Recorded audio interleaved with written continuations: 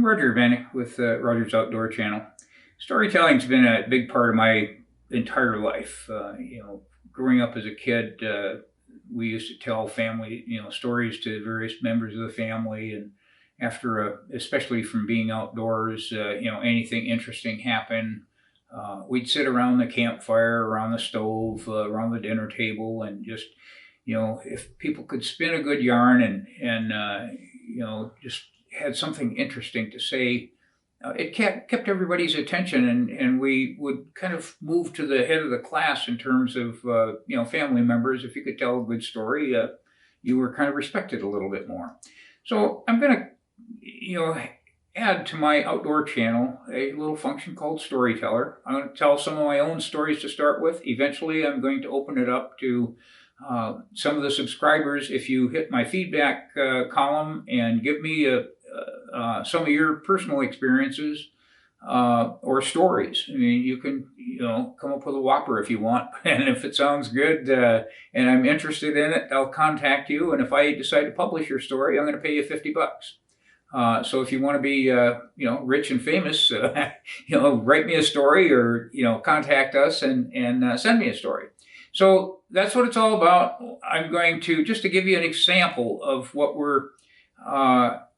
I'm looking to see, I'm going to kind of tell you one of my outdoor experiences, just to give you, it doesn't have to be, real fancy in terms of, being attacked by a cougar or a mountain, bear or something like that.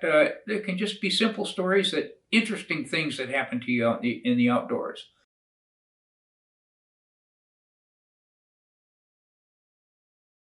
So for my first story, I'm going to go back and in my memory banks, this is many years ago, but a true story. I was,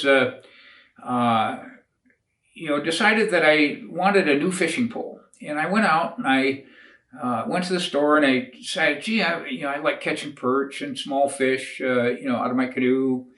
So I'm going to get a real ultralight little short pole, and I'm going to in Seattle, I'm going to take this little short pole. It's not too dissimilar to what I've got right here. And I'm just going to take it down to the Arboretum near the University of Washington, the water course that's through there. And I'm going to put a little rubber jig on the end of it like this. And I'm just going to see how my new pole works. I'm just kind of proud of, a little small little reel like this, 4-pound test line, etc. And so, I took my pole down to, and I started walking around the shoreline at the Arboretum. And, I flip it out in the water and, bring it back and tried a whole bunch of different places. Nothing happened. So I kind of kept moving down the shoreline. I finally get to this one little area that, there's kind of willows, trees around, etc. And I walk down this path and I look down at the water. And there's the biggest bass I've ever seen in my life, sitting right in front of me. It's not more than probably 15 feet away from me. And Jesus, I wonder if I could possibly catch it. So I took my little pole and I flip it out in front of my jig out in front of the thing and let it settle down and bobbed it once. The bass opened up its mouth and it swallowed it. And I set the hook and Jesus, fish on, and I got lucky and I got the bass turned and he started heading right toward shore and he started swimming right into the shore. So so I back up on the shore and I'm starting to drag him up, but my 4-pound test line just popped, like nothing. And so the bass starts flopping back into the water. Oh, Jesus, so I ran around the fish and I got to the other side of it and I kicked it back up on shore and I grabbed it and I had it. This is the biggest fish I've ever caught in my life. So, I decide, well, what now? So I grabbed a stick and I stuck it through the gills of the fish so I could carry it around a little bit. I started walking around the Arboretum. There's people, I passed people going back and forth. Whoa, look at the size of that fish. What kind is it? How big is it? etc. So I kind of, I love kind of showing off a little bit. So, oh yeah, this is a bass and, I caught it, and so I kept running into people after people or person after person, but pretty soon I kind of run out of people that are in the nearby area, and I figured, well, I still got some show time with this bass. I think I know I've got a friend of mine, Jean. She lives not just a couple blocks from here. I think I'll go show her my bass. So I jumped in my car and I drove a couple blocks down to her place, went up to the door and knocked, and nobody's home. I happened to open the door, and the door was open. She didn't bother to lock the thing. So I decided, well, as long as I'm here, I think I'm gonna, run some water on the bass and, just see, maybe I'll even leave her the bass. I started thinking about that.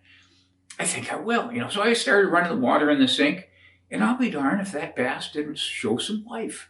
And it started wiggling a little bit, and so I filled up she had a big sink, and I filled it up with water, and I started reviving the bass and bring it back and forth, and let water go through its gills. And after a few minutes of doing this, that bass came back to life. I mean, I've had this thing out of the water for at least 45 minutes, and it's now swimming in the sink. And I decided, hey, I think I'm going to leave this bass for Jean. And more than that, I don't think I'm going to leave her a note. I think I'll just leave the bass and see what she says. So I figured that's a good idea. I was much younger then. I thought like that. So I took off and didn't think much about it for a few days. And actually, a week or two later, I happened to run into her. And hey, I said, hey, Jane, what's new in your life?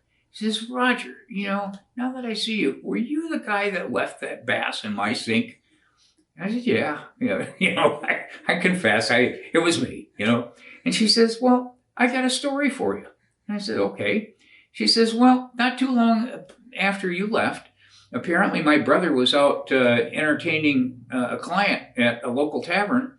And they were having a few beers back and forth, and he decided he was going to stop by my place, maybe play a game of cards or something like that. And he walks in the house and hears a splash in the kitchen. So he walks in there, and he looks in the sink. He says, oh my God. He says, I think I've had too much to drink.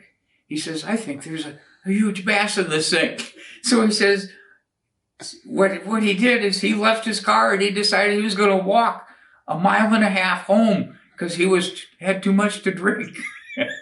So that's the rest of the story. I hope you like it. If you happen to see me out there fishing sometime, don't forget to wave.